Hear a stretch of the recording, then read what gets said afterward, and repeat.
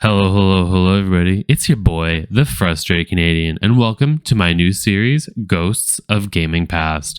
The series where we uncover old and abandoned video games and bring them back into the spotlight. These games range from retro classics of the 1990s, like the one we're exploring today, LEGO Rock Raiders, to more recent titles that have been left behind and forgotten by the players. This video game, LEGO Rock Raiders, has a very special place in my heart. As I grew up, my love of rocks extended from this game to my current career path as a geologist, where I get to actively mine and drill these rocks. Please like this video if you are enjoying the content and leave a comment with some game suggestions for future videos. Without further ado, some of you may be asking yourselves, what exactly do I mean by abandoned games or abandonware? Is this actually a real concept? And yes, it is. It's a real concept. Abandoned games, often referred to as abandonware, are titles that have essentially been left in limbo by their original creators. These games are no longer sold, supported, or maintained by their publishers, which could be due to a variety of reasons. Some of these companies that made them went out of business. The rights to the game got lost in legal red tape, or the developers simply moved on to bigger and newer projects. The result is a unique space in gaming history, where these once popular titles have faded from the mainstream, but still hold significant value to gaming enthusiasts.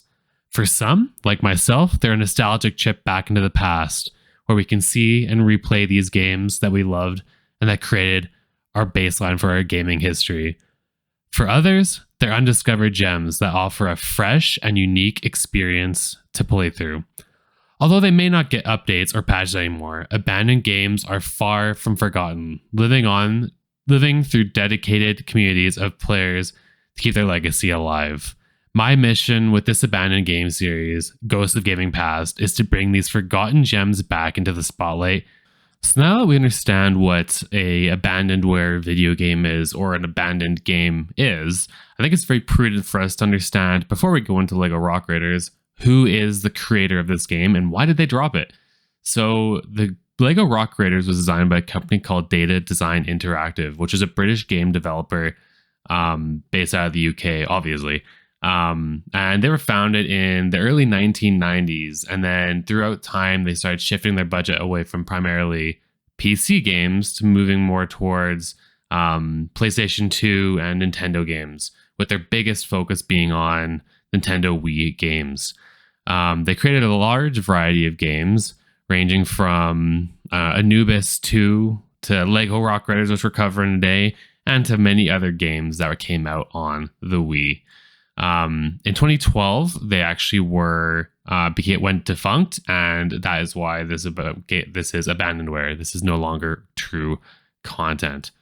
So to understand the history of LEGO Rock Raiders, it came out, Data Design Interactive created it, fit a very niche audience that really loved the mix of adventure and real-time strategy. But the problem was that due to lackluster reviews of LEGO Rock Raiders and a shift in LEGO's business strategy linked to the commercial success of the game, LEGO Rock Raiders was relatively short-lived. From the time it was launched in 1999, it only created a few sets of actual LEGO and the game when it stopped being production in 2000. This limited run was again likely due to the moderate reception of the theme and due to the LEGO's evolving brand into newer and different content. Additionally, LEGO Rock Raiders was created during a time where LEGO was experimenting with various video game tie-ins and still trying to find its footing with the digital space. The game has had some technical limitations and mixed reviews, which contributed to that loss of success. Following the LEGO Rock Raiders series, LEGO pivoted to more the popular themes such as Bionicle, which I personally love, and then later Star Wars, which offered a significantly larger potential of revenue and to get more audience people in. So consequently, LEGO Rock Raiders was left behind as the company concentrated on more successful and enduring franchises. Well, now that I've bored you guys with the history, which honestly, not too boring. I think it's quite interesting learning about the history of these companies, what happened, why did the game die. It's a very interesting history. But now that I've bored you guys enough with that, let's talk about LEGO Rock Raiders. What's the story? What's it all about? Why are we interested in this game? Why did they develop this game and the Lego sets back in 1999-2000? Well, Lego Rock Raiders is a story that centers around the crew of a ship called the LMS Explorer, which was a state-of-the-art mining ship that was journeying through space. During this mission, that ship encountered a sudden meteor storm, which caused severe damage, forcing the crew to perform an emergency hyperspace jump. This hyperspace jump brought the LMS Explorer to an uncharted galaxy, where it was left drifting near an alien planet, also known as Planet U. The damage from this storm leaves the ship stranded, with its energy reserves nearly depleted. The planet below them is revealed to have a deep, deep network of underground caverns rich in energy crystals, which is the only power source available to repair the LMS Explorer to bring her home. However, reaching these valuable crystals is no easy task. The underground of this planet is a perilous environment filled with unstable rock formations, flowing lava, toxic gas pockets, and a variety of alien creatures, including rock monsters and ice monsters. These creatures are very hostile to the crew's efforts and often pose a direct threat to their survival and their mission to get home. Chief, who is the leader of the Rock Raiders, commands the crew to venture into the caves using advanced drilling equipment, mining tools, and specifically designed vehicles dig through rock and recover these crystals. Each mission within the game presents new dangers, requiring careful management of resources from things such as oxygen supply, fuel, and ore resources. The Rock Raiders must also deal with hazards such as cave-ins and flooded tunnels, which add to a further urgency to their quest to become out of it alive. The deeper that they venture into the underground, the more challenging these missions become, often requiring the rescue of trapped crew members, the repair of damaged vehicles, and the defense against more dangerous creatures. Overcoming these challenges, the Rock Raiders steadily collect enough energy crystals to power up the LMS Explorer. The Lego Rock Raider story culminates in the final mission, where the crew must gather those final few critical crystals amidst their most dangerous conditions they've faced yet. Once all of these crystals are secured, the LMS Explorer is fully repaired, and the Rock Raiders make their great escape from the alien planet, returning safely to continue their journey home through the galaxy. Lego Rock Raiders is a very simple premise with a very well-crafted story, giving the players of the game and the players of the Lego sets plenty of room to explore and dive into the Rock Raiders world and create it in their own sense. So, now that we've covered a bit of the story, the history of the company, and a little bit of an introduction to the series, we're going to talk a little bit about the gameplay and the mechanics of Lego Rock Raiders. So I'll give you a breakdown of a few of the main key parts of the game that kind of make it more of a formatory game of this genre for me personally in the past. So the first mechanic within this game is resource management. The primary resources within Lego Rock Raiders are energy crystals and ore, with energy crystals being used to power machinery, vehicles, essential equipment, and to power up obviously the LMS Explorer to bring them home. On the other hand, ore is very useful and used to construct buildings, upgrading tools, and pathways to get your Rock Raiders around. Players must collect these resources by sending Rock Raiders to dig through walls, mine, deposits, and transport them back to the main base. The second gameplay mechanic is mission objectives. So each mission has a very specific objective that ranges from collecting a certain number of energy crystals to rescuing standard crew members or fending off rock monster attacks. The game has a progression system where the succeeding missions unlock more difficult and complex levels, but it's quite interesting. You don't have to play every mission within the game, so you can beat certain missions and still continue on within the story. The third mechanic we're going to look at here is crew and unit management. So as you're playing the game, you command a small team of Rock Raiders, which you teleport into the mission. And these Rock Raiders do different tasks such as mining, building, repairing, and fighting off enemies. Raiders also have specialized roles, including drill operators, vehicle drivers, and engineers. Assigning the right Rock Raider to an appropriate task is an essential part of this game that leads to success and survival. The fourth key mechanic is drilling and digging, which as a geologist, this is my bread and butter. This is the stuff I love. It's a key element when you're digging through various types of rock walls such as dirt, soft rock, and occasionally hard rock. And they're very different, and these different walls require different types of mining and different types of vehicles to get through them. The fifth element of this game is construction of buildings, which is very much your RTS element. So the player of the game can construct a variety of buildings, such as the teleporter, which, like I was saying before, brings in new rock raiders, support station, and many other buildings that allow you to explore the game and build ships and different things. The sixth element of the game is your vehicles and equipment. The game creates very specialized vehicles, such as the small digger, loader dozer, and chrome crusher, each with unique abilities for transporting, drilling, and also combat when you're fighting against these creatures that are trying to defeat you. The next one is seventh is environmental hazards and enemies. The underground caverns are filled with hazards such as lava flows, water floods, cave-ins, and toxic gas pockets. These varying environmental effects can hurt or kill your Lego rock raiders. So you need to be very careful when you're managing the movement of your rock raiders within these maps. The eighth component of this game, which I've kind of mentioned before, is air supply management. As you get deeper and deeper into this planet, you have more issues with low air and toxic gases. So you need to build these support stations to keep your Lego rock raiders alive as you try to gather these crystals. And the final component or mechanism of this game is strategy and planning. This game requires the planning of resource collection, building placement, and task assignments. So you need to build certain buildings to lead to success. You need to set your rock raiders to certain tasks to be successful. And the most important thing is your time management. Some missions give you a very limited amount of time, limited amount of gas or air, and that you need to get these things done really quickly. Overall, Lego Rock Raiders combines strategic planning with resource management and problem solving to make a unique and engaging real-time strategy experience. So now that I've really just bored you guys down with mechanics, with history of the company, history of the game, we're going to get into my personal review of the game. I'm going to start off with some of the pros that I personally experienced while playing the game.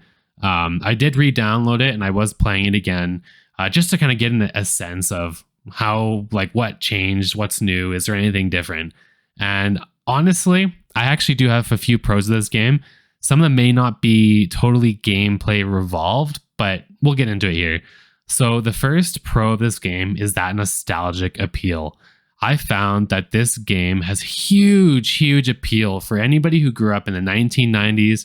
You were in the beginning of video games. You were in that formative era where PCs were a very new thing. And you got to build these, like, you get to play your first RTS game. For me, this was my first RTS game, building a base. Ordering little soldiers and little dudes around to do stuff. Like, this was such a nostalgic game. And to come back, like, as an adult now, I play Stronghold, I've played Command & Conquer, I've played StarCraft and Warcraft. I've played so many RTS games, so many simulation games where you build up bases and you have to develop stuff. And this is such a formative, like a keystone game for me. So the nostalgic factor is just it's just there. This game has such nostalgia for me. And for anybody who likes nostalgia, who has that craving, because I feel like as you age, you get that craving for some nostalgia. This game just hits that in so many different ways. The second pro I have for this game is the creative gameplay. The thing I really liked about this as a kid, and even now, is that you get to more or less try to do things your own way. Rock Raiders doesn't do a great job with this, and I'll get into that with the cons, but you still get to build very creatively. You get to build your base, you lay it out the way you want, and you try to complete these missions, even though it's fairly set within your own little way. And this is such an important aspect because as a kid, you're very creative, you're exploring the world, and you want to just do things the way you can, and you don't want to do a prescriptive way. So it's just such a good experience. The third pro for me is the soundtrack and the atmosphere. Nothing is better than loading into this game and hearing that music. It was like being hit in the head with, again, I'm going to say this, nostalgia. It's like being beat over the head with a nostalgia book. You're like, oh my God, this game, so much nostalgia. And like when the monsters show up or the missions or something's going wrong, like just the music and the nostalgia, it's just so nice. And then the fourth thing, again, this deals with audio, this deals with nostalgia, is the voice acting. The voice acting in this game, I have such a soft spot for it. When I was a kid, I'd always hear hard rock, soft rock, and dirt. And honestly, as an adult, I'm a geologist now. And when I'm in the office, sometimes I'm like, hard rock. They're like, what are you doing there? I'm like, soft rock. So this game has had like an impact on my life way further than I would ever have assumed. Like, this is such a good game. So to summarize, this game's pros really lean heavily on that nostalgia kick. Do you feel emotions when you think about this game? What are you feeling? Like, I get so much nostalgia for this game, and I love that. I love that. This wouldn't be a true review if I didn't review the cons of the game. And boy, oh boy, there are some cons to this game. I don't want to be mean to it, but it's old. And like, let's preface with that. This is an old game. It was designed in 1999. It's ancient. This is old news. Like, that's a long time ago. So we need to give it a little bit of a grain of salt. But playing it today, holy smokes. We're going to start off with one of my most annoying parts of this game is the clunky controls in the interface. This game's controls are awkward, and that is an understatement. The AI, your rock raiders will just do whatever. They're like, oh, I'm hungry, gonna eat a sandwich in the middle of an avalanche. You're like, all right, bro, like, you're just gonna die for a sandwich. Like, dude, you better not be under that. Or when you put your TNT down and your rock raiders like, oh my god, boom, and then they die. You're like, all right, well, you could have ran away. They ran right to the TNT. It's just so silly. Further than that, controlling the map, holy moly. It was a mess. Like, the controls, like your keyboard, nothing. You can use a couple little keys on your keyboard. That's about it. Your mouse, scroll wheel. I guess that wasn't a thing back in the 90s. Didn't know that. So I'm scrolling here on the map, nothing happens. So yeah, a couple small issues. These are these are pretty big issues today, but for then, it was ahead of its time. My second con of this game is the lack of variety in missions. So in Lego Rock Raiders, there's 25 missions, and they can get repetitive. Many of the objectives within these missions boil down to just collecting resources or rescuing stranded rock raiders. And while I guess, like, yeah, you're like, oh, only 25 missions, that's fine. But like every single mission, you're like, oh, gotta collect energy crystals, gotta do this. It can get very repetitive. Don't say it's a bad thing, but it's just like, I feel like with RTS games, the way you can do these missions is really, I don't know. Like, I'm going to use Command & Conquer for an example. All the missions are very similar, but the way you can do them is so different. So if you're fighting a different boss, you can build your base a million different ways. Oh, you just want to do it, no soldiers, just tanks? Easy. But in Lego Rock Raiders, if you don't do it the way they tell you to do it, the mission won't finish. You'll crash the entire game. It's absolutely insane. Like, yeah, it's a tough one. But again, this game, you have to give it the credit it's due for being the game of its time. 1999, they probably weren't thinking about this. I mean, I don't actually know when Command & Conquer came out, so maybe Command & Conquer was already out, but my dad didn't let me play that when I was a kid, so I don't actually know if that was out before this or not. Maybe a topic of discussion in the comments here. The final thing I want to bring up is the limited replayability of this game. So the reason I bring this up is that you have 25 missions, and that's it. There's no like story, there's no scenario mode where you're like, oh, there's a scenario on the side. There's no free builder, free map mode. And that really just like limits the amount of time you can spend in this game. So as a comparison, we'll take Stronghold 1 or Stronghold Crusader for an example. You have your main campaign, then you have missions, then you have map builder, then you have skirmishes, and then you can replay the game in a totally different way. So the problem with Lego Rock Raiders is that replayability really just isn't there. You do a little bit, but you can't really, you're really set within the rules or the constraints that the developers put you in. If you don't do the mission the way they want you to, the game doesn't work, you don't finish mission. So for example, I can't remember which mission it was. You had to find a digger, which is a vehicle. Found it, brought it back to my base. Oh no, I didn't bring it back. I started digging with it. And then I brought it back to the base, and then the game glitched. And I was stuck playing that mission for like 2 hours. Like, what's going on? Google it. They're like, oh yeah, by the way, like, if you don't do it the exact way they say, you're screwed. It's over. You're done. You have to replay the mission. So limited playability. And I don't want to rag on the game. I love this game. Nostalgia factor, high. But playing it, it's a bit of a struggle in that respect. So now that we've done the review of the pros and cons, we're just going to do a final review. What is the review of the game? What do we rate it? What's the vibe? How are we feeling about this as a nostalgic, abandonedware game? So in summary, LEGO Rock Raiders may not have aged perfectly, but it is still, in my opinion, a pivotal piece of gaming history that deserves more recognition. It combines the timeless appeal of LEGO with the excitement of a real-time strategy game, making it a must-try for anyone interested in either. While it has its rough edges, as highlighted above previously within the cons, it remains a nostalgic gem for those who played it back in the day. I personally find myself often thinking back fondly on games such as Rock Raiders. They are the games that define the type of gamer I have become as I have matured and aged. The introduction to an easy RTS kindled a sense of exploration and curiosity that has continued to grow with me as I have grown up.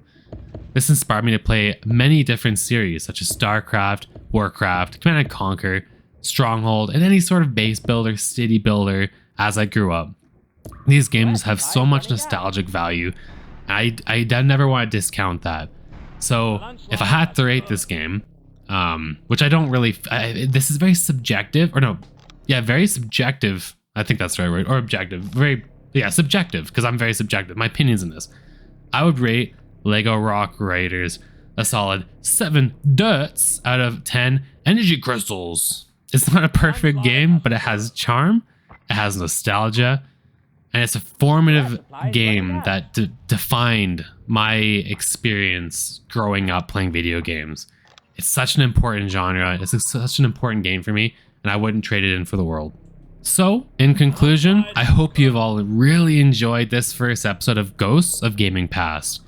This video has been one heck of a project, and I really hope to continue making these videos as we go forward. I typically just play City Skylines. I just play the same thing over and over, and I really wanted to try something new and put a lot of effort into a video.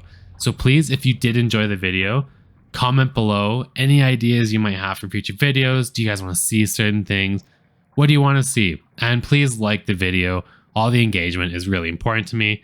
I love interacting with you guys, so please, comment anything. I want to chat with you guys. So without further ado, this is your boy, the Frustrated Canadian, and I am out of here. Cheers, everybody.